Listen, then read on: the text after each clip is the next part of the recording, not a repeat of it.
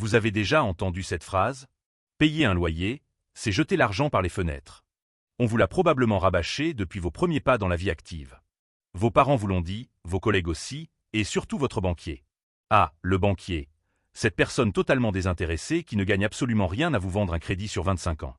Et si je vous disais que cette logique est complètement obsolète en 2026? Qu'en réalité, devenir propriétaire pourrait vous coûter beaucoup plus cher que de rester locataire? Bonjour, je suis Elon. Je suis là pour vous aider à prendre les bonnes décisions immobilières et à atteindre la liberté financière. Aujourd'hui, on va décortiquer ensemble un mythe qui coûte des milliers d'euros chaque année à des millions de Français. L'idée reçue selon laquelle l'achat immobilier est systématiquement la meilleure stratégie financière.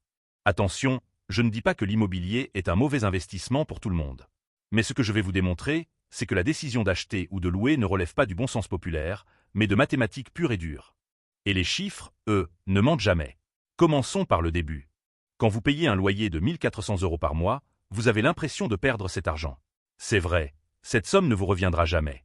Mais imaginez maintenant que vous êtes propriétaire d'un appartement à 380 000 €. Vous pensez que votre mensualité de crédit, c'est de l'épargne pure? Grave erreur. En réalité, être propriétaire génère 3 types de dépenses que vous ne reverrez jamais non plus. Des frais qui agissent exactement comme un loyer.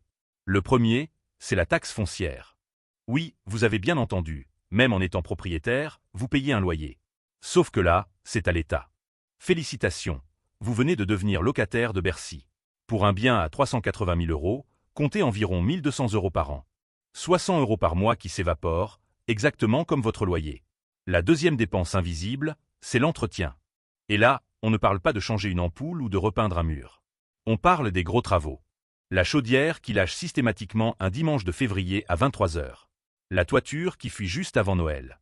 Les canalisations qui vous rappellent que tout a une fin, généralement le vendredi soir d'un week-end prolongé. Le ravalement de façade obligatoire voté en copropriété alors que vous venez de changer de voiture. Tous les experts s'accordent sur une règle simple. Il faut réinvestir environ 1% de la valeur de votre bien chaque année pour le maintenir en état. Pour un bien à 380 000 €, ça fait 3 800 € par an, soit au minimum 320 € par mois. Pour être réaliste, il vaut mieux prévoir 380 € mensuels pour absorber les imprévus. Et si vous ne faites pas ces travaux, votre bien perd de la valeur. C'est aussi simple que ça. Enfin, nous arrivons au coût le plus insidieux, celui dont personne ne parle vraiment, le coût du capital. Il se divise en deux parties. D'abord, les intérêts de votre crédit. Avec un taux à 3,5% en 2026, sur un prêt de 304 000 €, vous payez environ 10 600 € d'intérêt la première année. Soit 883 € par mois qui vont directement dans la poche de votre banque. Vous savez, cette même banque qui vous a expliqué que l'achat était tellement plus intelligent que la location. 0 € de capital remboursé avec cette somme, mais 100% de profit pour eux. Mais ce n'est pas tout. Il y a un coût encore plus subtil, le coût d'opportunité de votre apport. Vous avez mis 76 000 € sur la table pour acheter ce bien. Cet argent, vous auriez pu l'investir ailleurs. Sur les marchés financiers, par exemple, qui rapportent historiquement entre 8 et 10% par an. En étant conservateur, disons que vous perdez au minimum 5% de rendement potentiel, soit 3 800 € par an. C'est de l'argent que vous ne gagnerez jamais parce qu'il est bloqué dans les murs de votre appartement. Faisons le total. 100 € de taxes foncières par mois. 380 € d'entretien. 883 € d'intérêt. Et le coût d'opportunité, qu'on peut estimer à environ 300 € par mois. Ça nous fait environ 1 660 € par mois de dépenses totalement irrécupérables quand vous êtes propriétaire. Attendez, donc si vous louez le même appartement pour 1 400 € par mois, vous perdez en réalité moins d'argent chaque mois qu'en étant propriétaire, ou vous en perdez 1 660. Exactement. C'est précisément ce que montrent les chiffres. Mais allons plus loin. Imaginons que vous choisissiez de rester locataire et d'investir intelligemment la différence. Votre loyer est de 1 400 €. Si vous aviez acheté, votre mensualité de crédit serait de 1 540 €, auquel s'ajoutent 100 € de taxes foncières, 50 € d'assurance et environ 380 € de provisions pour entretien. Soit une sortie totale de 2 070 € par mois. La différence entre louer et acheter, c'est donc 670 € qui restent dans votre poche chaque mois. 670 €. Ça ne semble pas énorme, n'est-ce pas? Attendez de voir le résultat.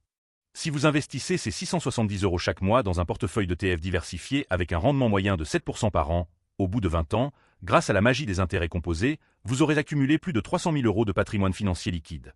Pendant ce temps, votre voisin propriétaire aura remboursé son crédit et possédera un bien qui vaudra peut-être 400 000 €. Mais attention, pour en profiter, il doit le vendre. Et s'il le vend, il devra bien se loger ailleurs, donc racheter ou louer. Votre patrimoine, lui, est liquide. Vous pouvez en utiliser une partie quand vous voulez, le réinvestir, le faire fructifier davantage. Vous avez une flexibilité totale. Il existe une règle que tout le monde devrait connaître avant d'acheter, la fameuse règle des 5%. C'est un calcul simple qui permet de savoir en quelques secondes si l'achat est rentable dans votre situation. Elle stipule que les coûts irrécupérables liés à la propriété représentent environ 5% de la valeur du bien chaque année. Ces 5% incluent la taxe foncière, l'entretien, les intérêts du crédit et le coût d'opportunité de votre apport. Pour un bien de 380 000 euros, 5% représente 19 000 euros par an, soit 1 583 euros par mois. C'est votre loyer d'équilibre. Si vous pouvez louer un bien équivalent pour moins de 1 583 euros par mois, alors, financièrement, la location est plus avantageuse. Dans notre exemple, avec un loyer à 1 400 euros, la réponse est claire. Évidemment, certains me diront « Oui, mais Elon, à la fin du crédit, je suis propriétaire, j'ai un patrimoine. » Certes, dans 25 ans, quand vous aurez 60 ans et que votre cuisine sera à refaire pour la 3e fois. Magnifique. C'est vrai, vous serez propriétaire. Mais pendant toute la durée du crédit, vous avez moins de souplesse financière. Vous êtes coincé géographiquement. Vous ne pouvez pas déménager facilement pour saisir une opportunité professionnelle. Et surtout, vous avez immobilisé des dizaines de milliers d'euros dans un seul actif, au lieu de diversifier votre patrimoine. Parlons maintenant d'un autre défaut majeur de l'immobilier. C'est un actif illiquide. Imaginez que vous ayez besoin d'argent rapidement pour une urgence ou pour saisir une opportunité d'investissement. Avec des actions ou des ETF, vous vendez en 2 clics et vous avez vos fonds en 3 jours. Avec un appartement, il faut trouver un acheteur, négocier, passer chez le notaire, attendre plusieurs mois. Pendant ce temps, l'opportunité est passée.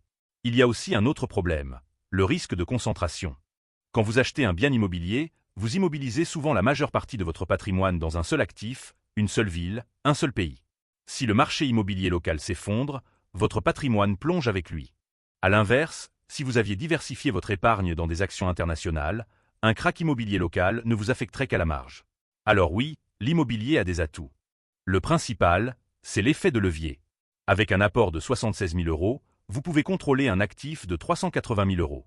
Si le bien prend 10% de valeur, vous gagnez 38 000 euros, soit un rendement de 50% sur votre mise initiale. C'est puissant. Mais attention, ça fonctionne dans les deux sens. Si le bien perd 10% de sa valeur, vous perdez la moitié de votre apport. L'autre avantage est d'ordre psychologique. Être propriétaire procure un sentiment de sécurité. Vous ne risquez pas d'être expulsé par un propriétaire qui décide de vendre. Vous pouvez aménager votre intérieur comme bon vous semble. Et pour certains, rembourser un crédit est une forme d'épargne forcée. Si vous n'avez pas la discipline nécessaire pour investir la différence, alors peut-être que l'achat est effectivement la meilleure solution pour vous. Mais soyons honnêtes sur le coût de cette épargne forcée. Elle coûte cher. Très cher. Entre les frais de notaire, les intérêts bancaires, la taxe foncière et l'entretien, on parle de dizaines de milliers d'euros sur la durée d'un prêt. Sans compter que vous payez le prix fort pour cette contrainte, car vous renoncez à votre flexibilité et à la diversification. Un élément crucial est souvent oublié, l'horizon de temps. Si vous comptez rester moins de 5 ans dans un bien, l'achat est presque toujours une mauvaise idée. Les frais de notaire représentent à eux seuls environ 7% du prix d'achat. Sur un bien à 380 000 euros, cela fait 26 600 euros que vous ne récupérerez qu'à la revente, grâce à la plus-value. Si le marché stagne ou baisse légèrement, vous perdez de l'argent. Même sur 10 ans, il faut que le marché progresse significativement pour compenser tous ces frais. Et avec les taux actuels à 3,5%, la barre est placée encore plus haut qu'avant. En 2026, le contexte est radicalement différent de celui de nos parents. Pendant des décennies, l'immobilier français a profité de taux d'intérêt en baisse constante, d'une inflation qui allégeait le poids des mensualités et d'une démographie favorable. Nos parents ont acheté leur appartement pour une bouchée de pain et l'ont revendu le prix d'une petite île. Bravo à eux. Mais aujourd'hui, les taux sont remontés, l'inflation est volatile, dans beaucoup de villes, les prix sont déjà très élevés. Le potentiel de croissance n'est plus le même. Désolé de casser l'ambiance. Alors, que faire? La réponse dépend de votre situation. Si vous avez trouvé le bien de vos rêves, que vous comptez y rester au moins 15 ans, que vous accordez une grande importance à la stabilité et à la liberté d'aménagement, et que les chiffres sont à peu près équilibrés, alors foncez. Mais faites-le en connaissance de cause, pas par simple conformisme. En revanche, si vous êtes dans une phase de vie où la flexibilité est primordiale, si vous n'êtes pas certain de rester dans la même ville, si vous voulez diversifier votre patrimoine ou si les calculs montrent clairement que la location est plus avantageuse, alors restez locataire et investissez intelligemment la différence. L'erreur à ne surtout pas commettre, c'est de rester locataire tout en dépensant les 670 euros que vous économisez chaque mois. Si vous faites ça, alors oui, vous jetez littéralement l'argent par les fenêtres. Mais si vous investissez cette différence avec discipline, dans des ETF diversifiés par exemple, alors la location devient une stratégie patrimoniale à part entière. Gardez bien ceci en tête. En 2026, l'immobilier n'est plus l'investissement réflexe qu'il était pour la génération précédente. C'est une option parmi d'autres, avec ses forces et ses faiblesses. Et comme pour tout choix financier majeur, il doit reposer sur des calculs rigoureux, pas sur des certitudes héritées d'une autre époque. La vraie liberté financière, ce n'est pas d'être propriétaire de son appartement. C'est de posséder des actifs diversifiés et liquides qui vous offrent de la flexibilité. C'est être en mesure de saisir les opportunités dès qu'elles se présentent, plutôt que d'avoir tout votre patrimoine immobilisé dans des murs que vous ne pouvez pas vendre rapidement. Alors, avant de signer chez le notaire, sortez votre calculatrice. Appliquez la règle des 5%. Comparez honnêtement les coûts réels de la propriété avec ceux de la location. Projetez-vous sur 10, 15, 20 ans. Et surtout, demandez-vous si vous avez la discipline nécessaire pour investir la différence si vous choisissez de rester locataire. Car c'est là que se situe le vrai débat. Ce n'est pas location contre achat. C'est investissement réfléchi contre décision par défaut. C'est la logique contre l'émotion. C'est la liberté contre la contrainte. Et si vous décidez d'acheter malgré tout, faites-le pour les bonnes raisons. Pas parce que c'est ce qu'on vous a toujours répété. Pas par peur de jeter l'argent par les fenêtres. Mais parce que les chiffres sont là, parce que votre situation personnelle le justifie, et parce que vous savez exactement dans quoi vous vous engagez. Voilà, vous avez désormais toutes les cartes en main pour prendre une décision éclairée.